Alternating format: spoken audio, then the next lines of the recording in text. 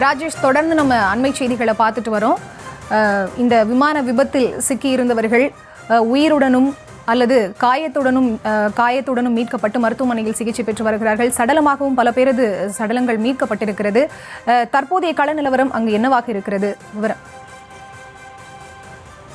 தொடர்ச்சியாக மீட்பு பணிகள் நடைபெற்றுக் கொண்டிருக்கின்றது. இந்த விமான விபத்து நடைபெற்றிருக்கக்கூடிய நிகழ்வு என்பது அகமதாபாத் முழுவதுமே ஒரு பெரிய பேரதிர்ச்சியை கொடுத்திருக்கின்றது. தொடர்ந்து சுற்றுவட்டார பகுதிகளில் நாம் முன்பு குறிப்பிட்டது போல இளைஞர்களும் பொதுமக்களும் ஏராளமானோர் சென்று அவர்களும் இணைந்து அந்த மீட்பு பணிகளை மேற்கொண்டு வருகின்றார்கள். தொடர்ந்து அவர்களை பத்திரமாக உயிருடன் யாரையாவது மீட்டுவிட முடியுமா என்ற ஆர்வத்தில் தான் அவர்கள் தொடர்ந்து இதற்கான பணிகளில் ஈடுபட்டுக் கொண்டிருக்கிறார்கள்.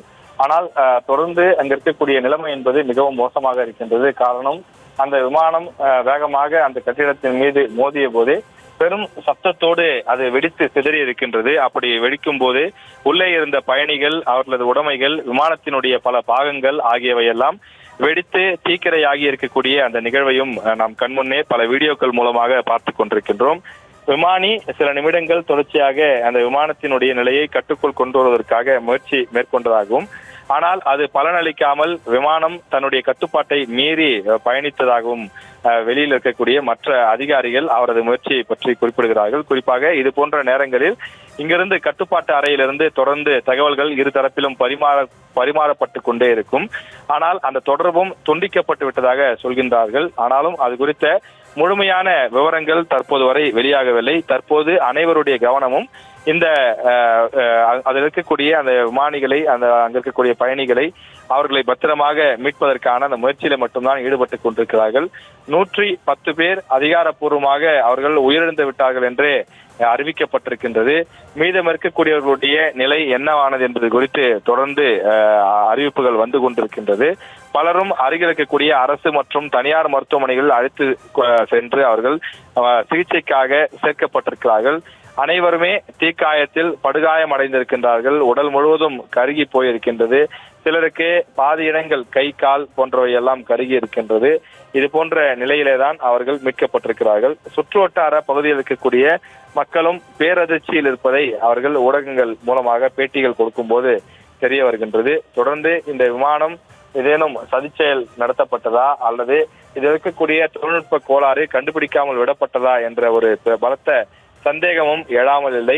அதுவும் இது உள்நாட்டு விமானம் கூட இல்லாமல் வெளிநாடுகளுக்கு பயணிக்கக்கூடிய விமானம், குறிப்பாக லண்டனுக்கு பயணிக்கக்கூடிய விமானம், வெளிநாடுகளுக்கு செல்லக்கூடிய விமானம் என்றால் கிட்டத்தட்ட ஒரு 10 மணி நேரம் பயணிக்க வேண்டிய தேவை இருக்கும்.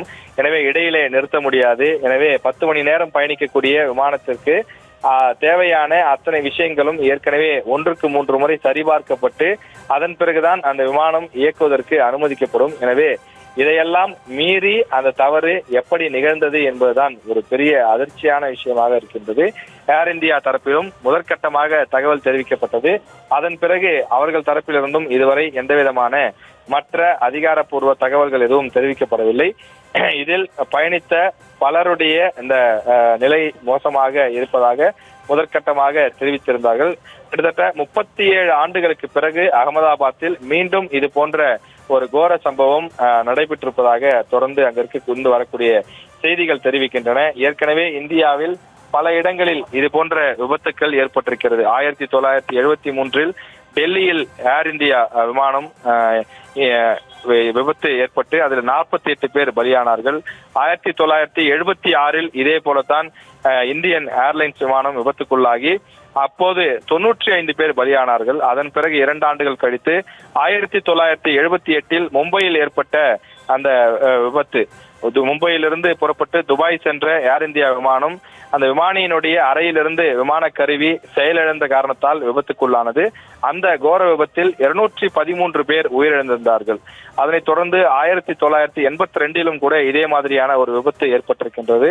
அந்த விபத்தில் 17 பேர் உயிரிழந்தார்கள். இப்படி அவ்வப்போது உயிரிழப்புகள், விபத்துக்கள் ஏற்படுவது வழக்கமாகி வருகின்றது. ஆனாலும் கூட தொழில்நுட்பம் அதிகமாக வளர்ந்துவிட்ட இந்த காலகட்டத்தில் இந்த விபத்துக்கள் தொடர்ச்சியாக முடிந்த அளவுக்கு தொடர்ந்து தடுக்கப்பட்டு வருகின்றது. கடைசியாக 2020 துபாயிலிருந்து கோழிக்கோடு நோக்கி, கேரளா நோக்கி வந்து கொண்டிருந்த ஏர் இந்தியா எக்ஸ்பிரஸ் விமானம் கோழிக்கோடு விமான நிலையத்தில் தரையிறங்கிய போது விபத்துக்குள்ளானது. அந்த விபத்தில் சுமார் 18 பேர் உயிரிழந்ததாக அப்போது தகவல்கள் அறிவிக்கப்பட்டது. அதன் பிறகு 27 ஆண்டுகள் கழித்து குஜராத்திலே மீண்டும் ஒரு விபத்து நடைபெற்றிருப்பது சொல்லப்படுகின்றது. இந்த விபத்து ஒரு கோரமான விபத்து. காரணம் 242 பேர் இதிலே அந்த பெரும் காயங்களோடும் உயிரிழப்போடும் அவர்கள் பாதிக்கப்பட்டிருக்கக்கூடிய நிலை என்பது ஒரு ஏற்றுக்கொள்ள முடியாத விஷயமாக இருக்கின்றது. தொடர்ச்சியாக மீட்பு பணிகள் நடைபெற்று வந்தாலும் இதுவரை 110 பேர் உயிரிழந்து விட்டதாக அதிகாரப்பூர்வமாக டிக்ளேர் செய்யப்பட்டிருக்கின்றது. இந்த விமானம் விழுந்த இடத்தில் தொடர்ந்து அந்த கருப்பு பெட்டியை மீட்பதற்கான அந்த பணிகள் ஒரு புறம் இருக்கின்றது. அதே நேரத்தில் பயணிகளுடைய உடைமைகளையும் மீட்டு அவர்களை உடல்களை மற்றும் உடைமைகளை ஒன்றாக சேர்க்கக்கூடிய பணிகளும் ஒரு புறம் நடைபெற்றுக் கொண்டிருக்கின்றது. தொடர்ந்து அகமதாபாத்திலிருந்து லண்டன் செல்லக்கூடிய விமானம் மட்டுமில்லாமல் அங்கிருந்து புறப்படக்கூடிய அனைத்து விமானங்களும் தற்காலிகமாக நிறுத்தி வைக்கப்பட்டிருக்கிறது. மீண்டும் விமான சேவை அங்கிருந்து எப்போது செயல்படும் என்பது குறித்து அதிகாரப்பூர்வமாக அறிவிப்பு இல்லை. முதற்கட்டமாக 2 மணி நேரத்திற்கு இந்த விமான சேவை நிறுத்தப்படுவதாக அறிவிப்பு வெளியிடப்பட்டிருக்கின்றது. இந்தியாவில் இப்படி ஒரு பேரதிர்ச்சியான சம்பவம் ஏற்பட்டிருப்பதை அறிந்து உலக நாட்டின் பல தலைவர்கள் தங்களுடைய வருத்தத்தையும் அஞ்சலியும் செலுத்தி வருகின்றார்கள். தொடர்ந்து இந்திய நாட்டுடன் நாங்கள் இந்த நேரத்திலே துணை நிற்போம் என்றும் அவர்கள் அறிவிப்பு வெளியிட்டு வருகின்றார்கள். என்ன உதவி வேண்டுமானாலும் நாங்கள் செய்ய தயாராக இருக்கின்றோம் என்றும் அவர்கள் தெரிவித்து வருகின்றார்கள். குறிப்பாக இந்த பயணத்தில் குழந்தைகளும் சிக்கி உயிரிழந்திருக்கிறார்கள் என்பது ஒரு பேரதிர்ச்சியான ஒரு சோகம் தரக்கூடிய ஒரு செய்தியாக இருக்கின்றது. மீட்பு பணிகள் போர்க்கால அடிப்படையில் தொடர்ந்து துரிதமாக நடைபெறுவதாக விமானப்படை அதிகாரிகள் தெரிவித்திருக்கிறார்கள். விபத்துக்குள்ளான ஏர் இந்தியா விமானம் இந்த மெகானி நகரில் இருக்கக்கூடிய பிஜே மருத்துவக் கல்லூரி விடுதி கட்டிடத்தின் மீது மோதிய காரணத்தால் கட்டிடத்தில் இருந்த அந்த பயிற்சி மாணவர்கள் மருத்துவர்கள் பலத்த காயமடைந்திருக்கிறார்கள். அவர்கள் அருகில் இருக்கக்கூடிய அந்த மருத்துவக் கல்லூரி மருத்துவமனையிலே சேர்க்கப்பட்டிருக்கிறார்கள் என்றும் தெரிவிக்கப்பட்டிருக்கிறது. சுற்றுவட்டார பகுதிகளிலிருந்து ஆம்புலன்ஸ் வாகனங்கள் தீயணைப்பு வாகனங்கள் எல்லாம் கொண்டு வரப்பட்டு முதலுதவி சிகிச்சையும் மீட்பு பணிகளும் தீவிரப்படுத்தப்பட்டுள்ளது.